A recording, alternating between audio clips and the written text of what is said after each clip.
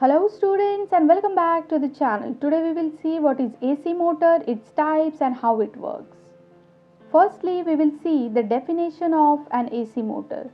The motor that converts the alternating current into mechanical power by using an electromagnetic induction phenomena is called as an AC motor. This motor is driven by an alternating current. The AC motor can be either single phase or three phase. Now moving towards the parts of an AC motor. AC motor has two main parts, stator and rotor, where stator is a stationary part and rotor is rotating part.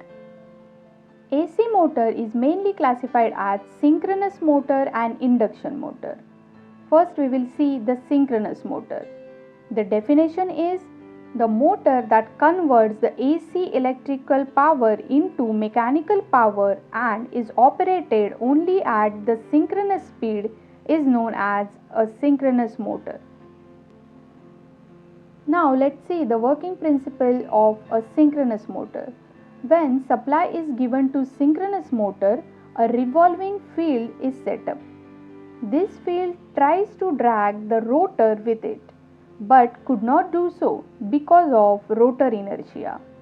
Therefore, the starting torque is not produced, and hence we can say that the synchronous motor is not a self-starting motor. Now let's see what is an induction motor.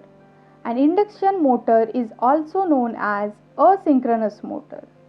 The definition: the motor which converts AC electric power into mechanical power by using an electromagnetic induction phenomenon is known as induction motor. Now moving towards the classification, the induction motor is mainly classified into two types, that is single phase induction motor and three phase induction motor. Let's see the working principle of an induction motor. In an induction motor, the armature winding serves as both the armature winding and field winding. When the stator windings are connected to an AC supply, flux is produced in the air gap. The flux rotates at the fixed speed, that is called as synchronous speed. This rotating flux induces voltage in the stator and rotor winding. If the rotor circuit is closed, the torque is generated when the current flowing through rotor reacts with the rotating flux. In the condition of steady state, the rotor rotates at the speed very close to the synchronous speed. Now let's discuss the highlights for synchronous and induction motor.